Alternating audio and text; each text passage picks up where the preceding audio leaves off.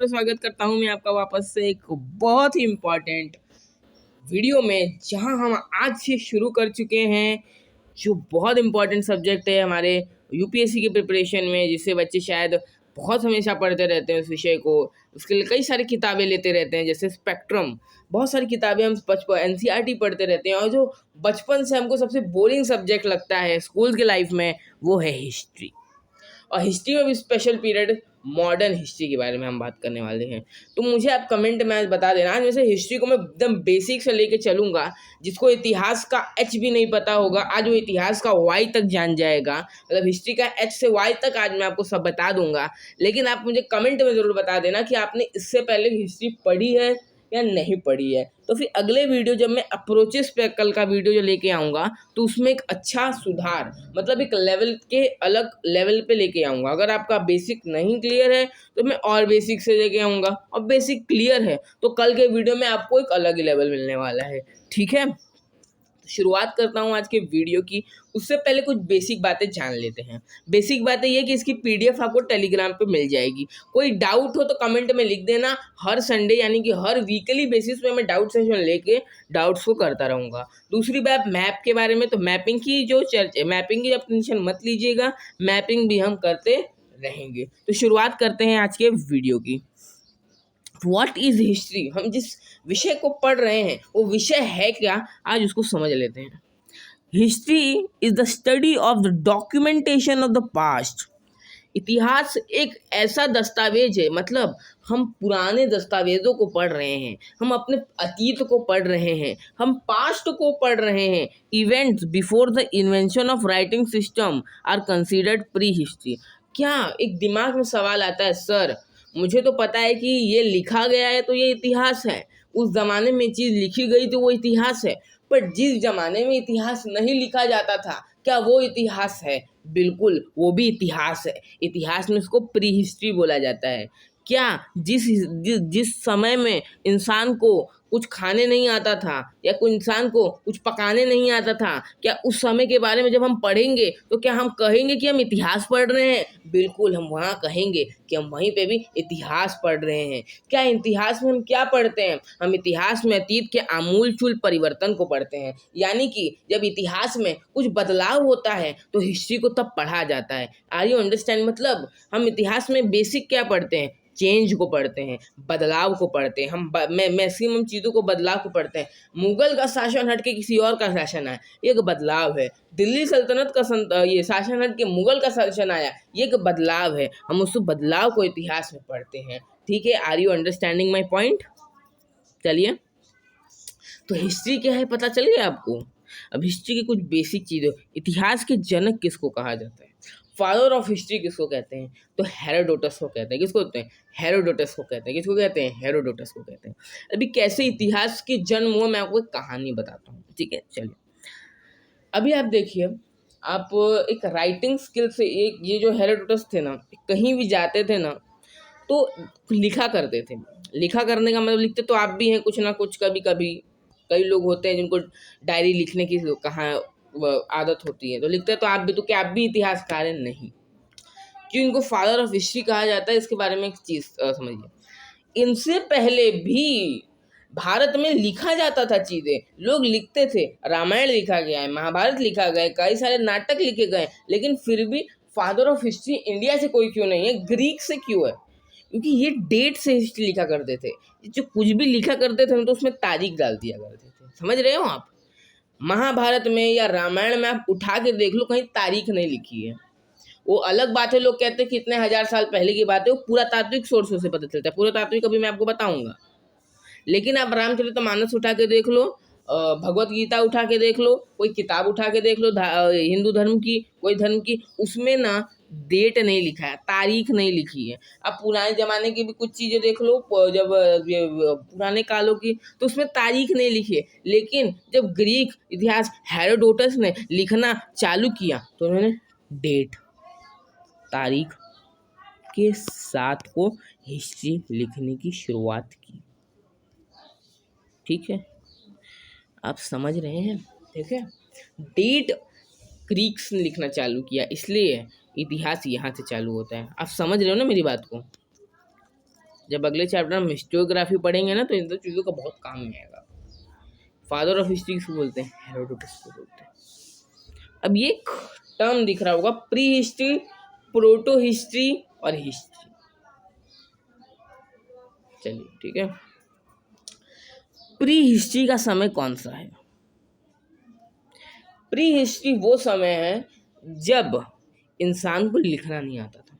Simple सी बात है, जब लिटरेरी एविडेंस नहीं मिलते थे। मतलब पाषाण काल, स्टोन एज। स्टोन एज में इंसान लिखना नहीं जानता था, खाना पीना जानता था, शिकार करना जानता था, खेल कूद करना जानता था। सोचता था भैया आज हम चलो शेर का शिकार करते हैं, आज शेर की हड्डी खाया जाएगा, आज इसकी हड्डी खाया जाएगा। लेकिन क्या लिखना आता था भैया? नहीं आता था। अनपढ़ थे, कहाँ से आएगा? बकलोल थे, कहाँ से आएगा? तो हमको कैसे पता चलता है सर वो थे? हाँ, बचपन में सवाल आता, सर टीचर पूछती थी बताओ ये स्टोन एज क्या है? बोलते थे अरे हम थोड़ी ना थे उस समय, हम थोड़ी ना थे जो हमको पता रहेगा। तो सवाल तो वहीं आता है ना सर कि पता कैसे चलता है कि वो चीज़ें थी? सोर्सेस क्या है? सोर्स क्या है सर? पता कैसे चलता है कि उस समय के लोग पत्थर नहीं खाते थे, आलू को खाते थे? इसलिए तो पत्थर क्यों नहीं खाते थे? Archaeological evidence. मैं कहता हूँ आर्कोलॉजिकल एविडेंस, पुरातात्विक सोर्स। भले से लिखी चीज़ें नहीं हैं, लेकिन ऐसी चीज़ें हैं। भीमबेटका की कला आपको भीमबेटका की साइड मिलेगी मध्य प्रदेश में, जहाँ आप देखोगे अच्छा ड्राइंग तो की है इन्होंने। आप देखोगे कई सारे इन्होंने स्टोनेज के घर बनाए हैं। तो इससे पता चलता है कि स्टोन उस कार्बन। अब आपको पता कैसे चलेगा कि आप कहोगे अच्छा ऐसा है क्या? वो तो हो सकता है हमको बताने के लिए फिर बना दिया गया हो, ऐसा नहीं है। कार्बन डेटिंग एक नई तकनीक है।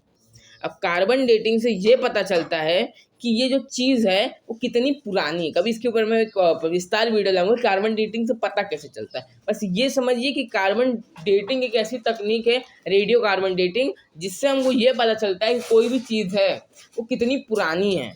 ठीक है, तो उस पत्थर से ये पता चलता है कि वो चीज़ कितनी पुरानी है। तो उससे पता चलता है ये बहुत पुरानी है। जब इंसान को लिखना नहीं आता था तो हमको प्री हिस्ट्री के पीरियड में डाल देते हैं। Are you understanding my point? समझ में आ रहा है?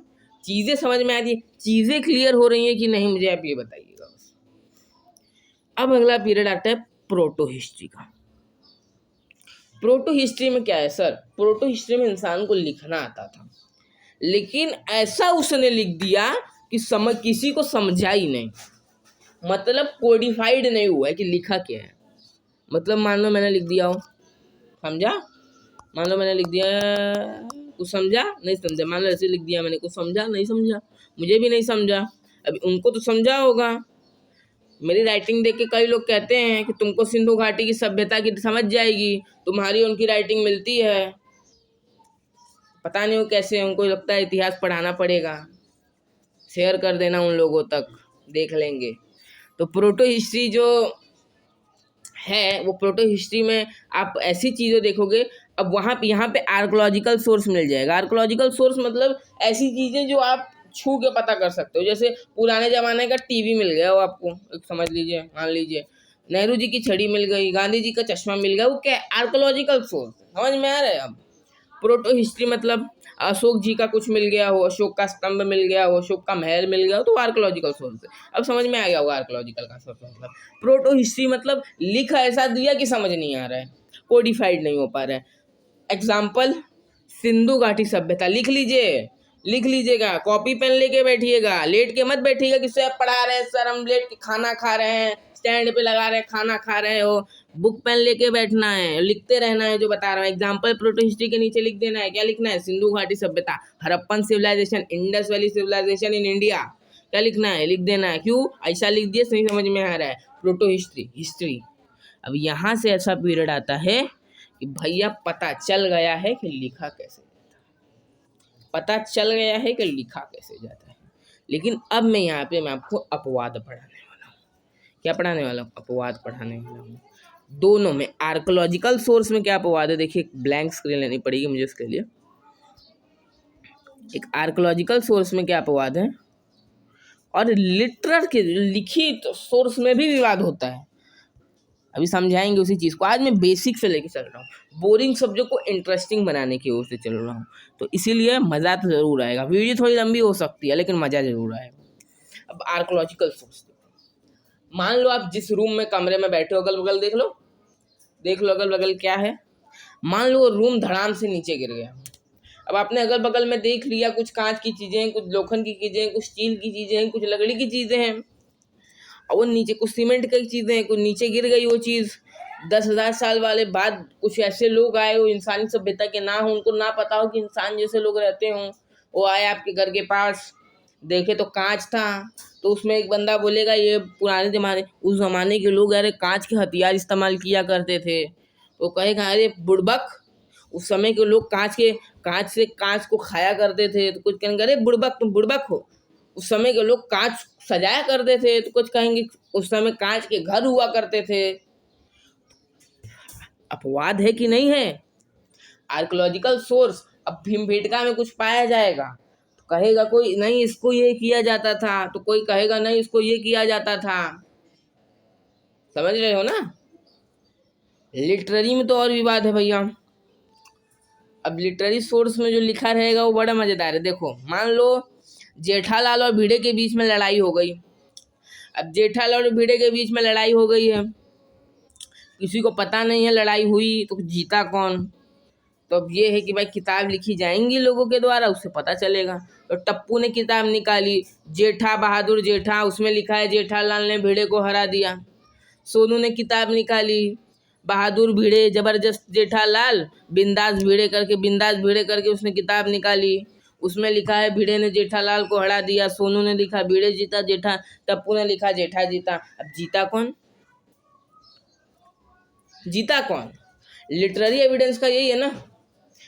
जब मोहम्मद गौरी और पृथ्वीराज चौहान में युद्ध हुआ तो कोई हिंदू लेखक लिखेगा कि पृथ्वीराज चौहान ने गौरी को मार दिया, मुस्लिम शासक लिखेगा कि गौरी ने पृथ्वीराज चौहान को मार दिया। तो इतिहास जब जब लिखा जाएगा तब तब इतिहास बदलेगा।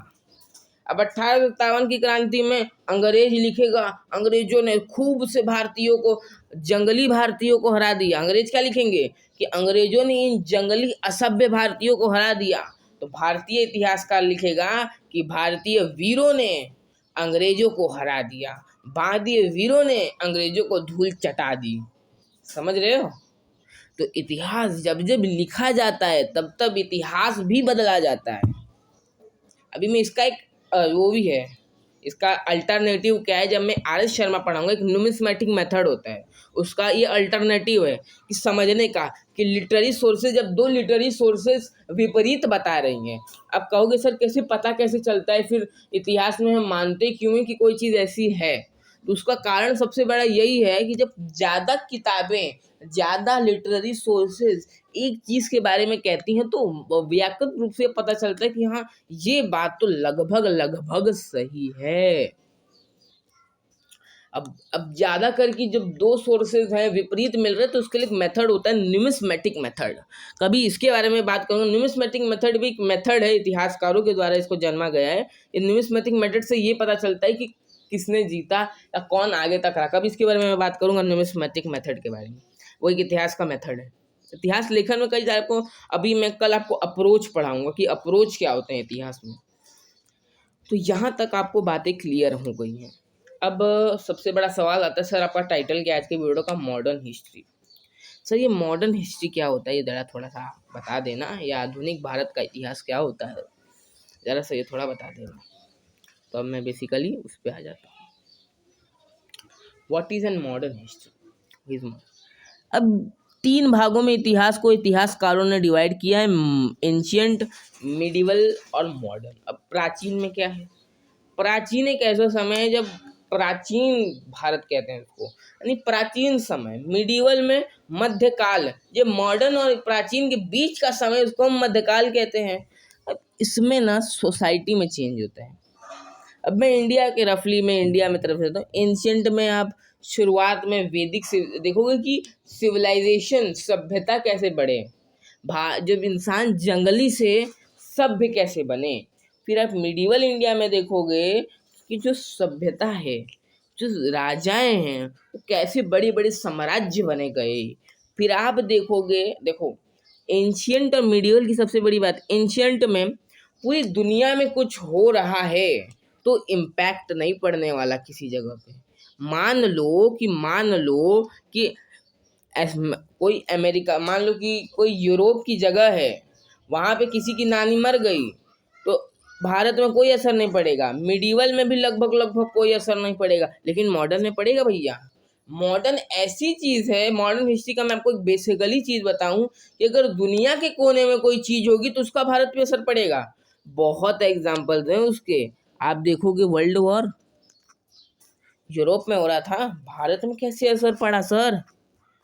आप देखोगे इंडस्ट्रियल रेवोल्यूशन, आप रेनेसेंस का पीरियड देखोगे, एनलाइटमेंट, पुनर्जागरण तो यूरोप में हुआ ना, ये भारत पे कैसे असर पड़ा सर। कॉलोनाइजेशन तो वर्ल्ड का हुआ था, भारत कैसे कॉलोनी बन गया। मॉडर्न हिस्ट्री, ग्लोबलाइजेशन का इम्पैक्ट पड़ेगा। मॉडर्न हिस्ट्री जब विश्व के कोने में कोई चीज होगी तो वो इंडिया पे भी पूरे दुनिया पे अप्लाई होगी। Are you understanding my point. Modern history को किस हिसाब से टाइमली बेसिस पे डिवाइड किया गया है, समझ गया, एंशिएंट, मिडिवल, मॉडर्न। आज के बाद कोई दिक्कत रहेगी इस चीज में नहीं रहने वाली है, ठीक है। अब अब जब हम मॉडर्न हिस्ट्री की शुरुआत करें तो इसमें मैं आपको बता देता हूँ इसमें हम पढ़ेंगे क्या। इसमें हम पढ़ेंगे कि भारत पे ना यूरोपीय पावर आती हैं, विदेशी शक्ति आती हैं, लेकिन ऐसा नहीं कि भारत पे परसों के लेक्चर में आपको बताऊंगा, ऐसा नहीं कि भारत पे पहली बार कोई विदेशी पावर आई है। प्राचीन भारत से भारत पे विदेशी पावर आ रही है, लेकिन वो हम परसों के लेक्चर में पढ़ेंगे। आज के लेक्चर में हम बेसिक्स पढ़ेंगे। अब कुछ इतिहासकार है ना, वो भारत के इस आधुनिक इतिहास को आधुनिक इतिहास नहीं कहते हैं, तो क्या कहते हैं सर, उपनिवेशिक इतिहास यानी कि कॉलोनियल हिस्ट्री कहते हैं। अब इसका कारण क्या है, इसका सर वो थोड़ा सा वो बता दीजिएगा कि इसका रीजन क्या है। Why some historian said that is this period is known as the colonial period. क्योंकि इस समय भारत, मॉडर्न का मतलब क्या था, वर्ल्ड ही, आप कभी विश्व का इतिहास पढ़ेंगे ना तो उसमें अगर मॉडर्न का वर्ड, मॉडर्न हिस्ट्री का वर्ड देखेंगे तो उसमें एक और मतलब रहता है। ग्लोबलाइजेशन तो भारत में था, डेमोक्रेसी होगी, राइट्स लोगों को मिलेंगे, मूवमेंट्स देखने मिलेंगे, रेवोल्यूशंस होंगे, पर भारत की मॉडर्न हिस्ट्री में आप ये नहीं पढ़ोगे। भारत की मॉडर्न हिस्ट्री में आप पढ़ोगे अंग्रेजों ने हम पे ये किया तो अंग्रेजों में हमने विद्रोह किया, ये किया। हम ये नहीं पढ़ेंगे कि हमारे यहाँ वोट डलाए गए, हम ये नहीं पढ़ेंगे हमारे यहाँ के लोगों को मानव अधिकार मिले। तो क्या ये मॉडर्न हिस्ट्री हमारी मॉडर्न हिस्ट्री है कि कॉलोनियल हिस्ट्री कहना इसको सही रहेगा। आप अपना मत कमेंट में लिख दीजिएगा, अपना जो आपकी जो सोच है आप उसको कमेंट में लिख दीजिएगा, ठीक है। बाकी कोई डाउट रहेगा वो भी लिख दीजिएगा, डाउट सेशन में सॉल्व हो जाएगा। लाइक चैनल को सब्सक्राइब कर देना, ठीक है। नहीं समझ में आ रहा है, कई लोग होंगे सर नहीं समझ में आ रहा है, तो उसका कारण एक होता है कि आपने वीडियो को लाइक नहीं किया है। देख लो, लाइक किया है फिर समझ में आने लगेगा कि बात क्या, ठीक है।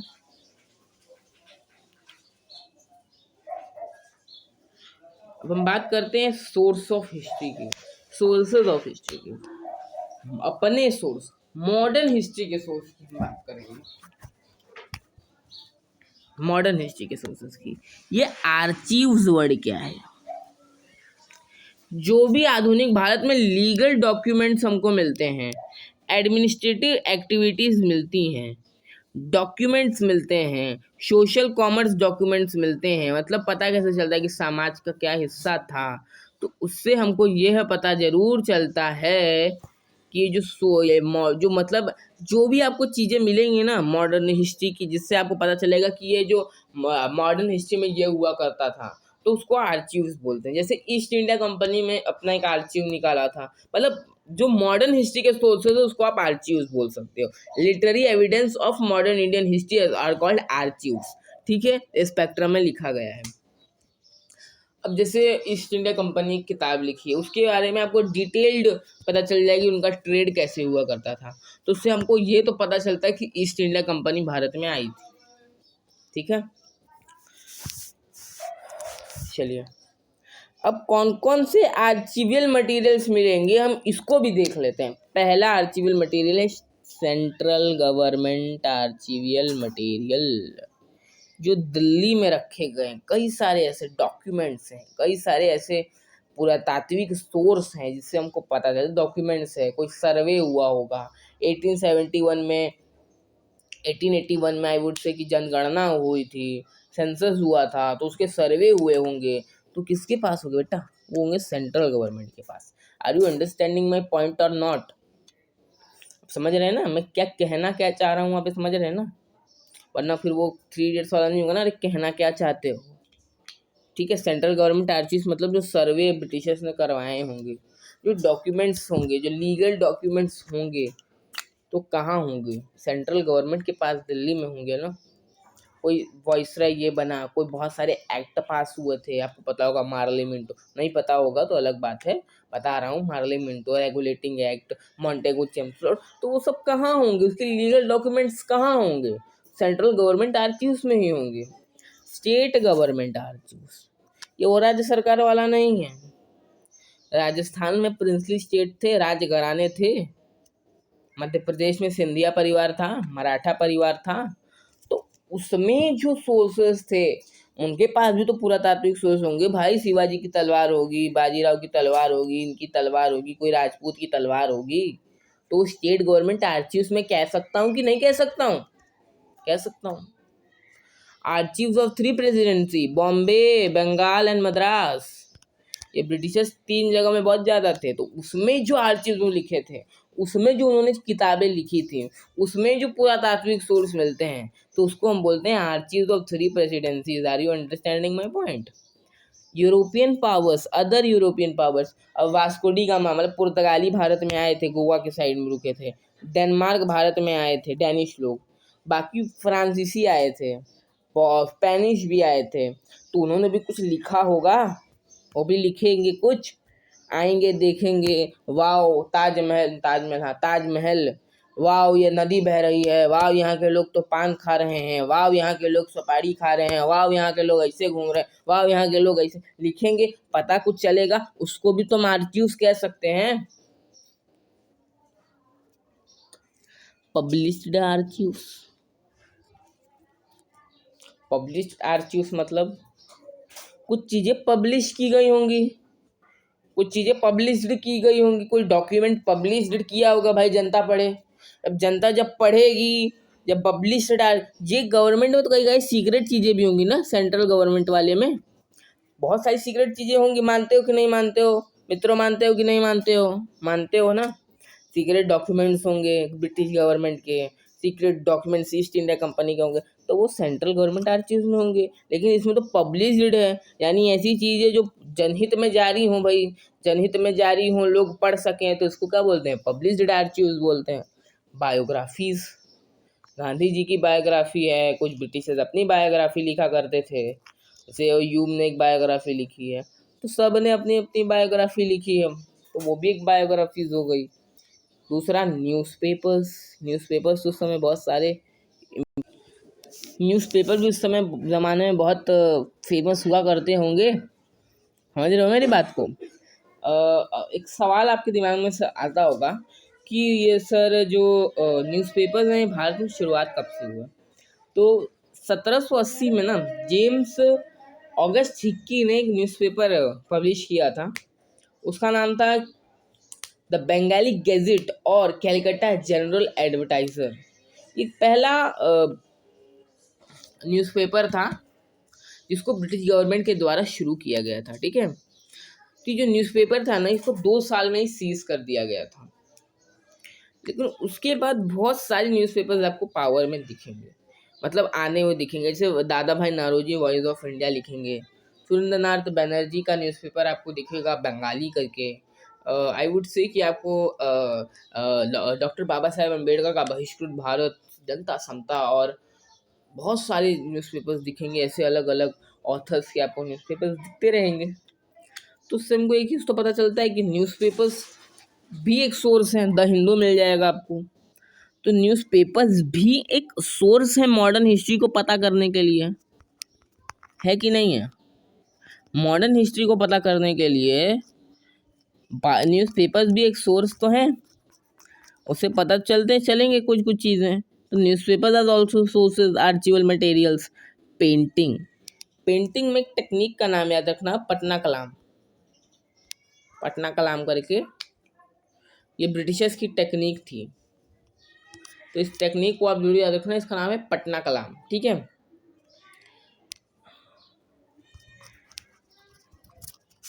तो जो टेक्निक थी, पेंटिंग्स का क्या इंपॉर्टेंट है, जैसे आप ये बताइएगा।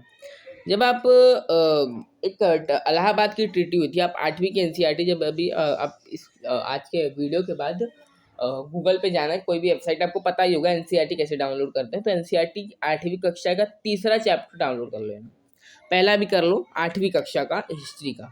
तो उसमें कई सारे ना आपको पेंटिंग्स दिखेंगे, ठीक है, कई सारे आपको पेंटिंग्स दिखेंगे।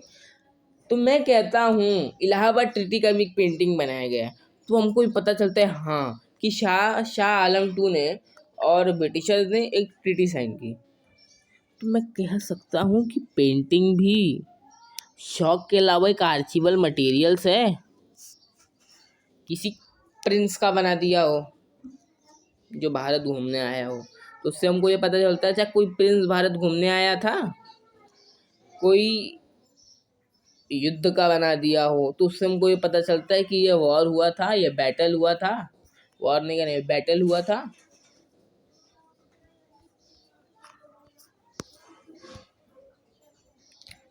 हमको इससे पता चल जाएगा ना कि ये बैटल हुआ था, ये वॉर हुआ था। तो क्या हम कह सकते हैं कि पेंटिंग भी एक आर्चिवल मटेरियल है? पेंटिंग क्यों नहीं है? अभी किसी राजा का पेंटिंग बनाया तो हमको पता चलता है कि ये राजा था। तो पेंटिंग भी एक सोर्स है ना हिस्ट्री के लिए। तो ये जितने भी सोर्स दिखे हैं मैंने 9 सोर्स, अगर आप में इसमें कोई भी डाउट हो तो आप मुझे कमेंट कर सकते हैं, मैं डाउट सेशन में क्लियर कर दूंगा, ठीक है। बाकी आपको मुझे कुछ पढ़ना हो, कुछ करना हो, तो ये जो आप देख रहे हैं समरी है, ये क्या है, समरी है। आज के लेक्चर की एक समरी मैंने बना के रख दी है आपके लिए। इसको मैं रीड नहीं करूँगा क्योंकि जो रीड करने में कोई मतलब है नहीं, क्योंकि मैंने जो पढ़ाया है वही चीज़ें इसमें एज इट इज़ मैंने लिख दिए हाथ से, तो आप इसको पढ़ सकते हैं, बाकी कुछ है नहीं इसमें, ठीक है। तो कल के वीडियो में एक छोटा सा टॉपिक है अप्रोच, कल के वीडियो में एक छोटा सा टॉपिक है अप्रोच, मैं इसको भी पढ़ लूँगा, मतलब इसको भी मैं आपको क्या बोलते हैं करवा दूंगा कल के में। मैपिंग थोड़ा डिले हो जाए क्योंकि इसको मैं थोड़ा इसका डिज़ाइन करने में खुद ही हो सकते हैं थोड़ी मेहनत लगती होगी, तो इसको मुझे थोड़ा डिज़ाइन करने में टाइम लग जाएगा बेसिकली, ठीक है। तो चलिए इसी के साथ मैं आपसे विदाई लेता हूँ। तो इतिहास मेरे हिसाब से आज अगर जो स्कूल में बोरिंग लगता होगा उतना बोरिंग आज नहीं लगा होगा, आज बड़ा मज़ा आएगा हिस्ट्री पढ़ने में, इंटरेस्टिंग चीज़ें लगी होंगी, ठीक है, इंटरेस्टिंग चीज़ें लगी होंगी। तो मेरा एक होमवर्क कर देना आप, मैं आपको होमवर्क दे सकता हूँ कायदे से, तो मेरा एक होमवर्क आप एक कर देना मेरी आई वुड से, भारत के क्रांतिकारियों द्वारा, भारत के क्रांतिकारियों द्वारा कोई भी 10 क्रांतिकारियों द्वारा 10 न्यूज़पेपर्स का आप मुझे नाम कमेंट में लिख के दे देना, ठीक है। ये आज आपका होमवर्क है। चलिए ठीक है, चलिए तो मिलेंगे नेक्स्ट वीडियो में, तब तक के लिए जय हिंद।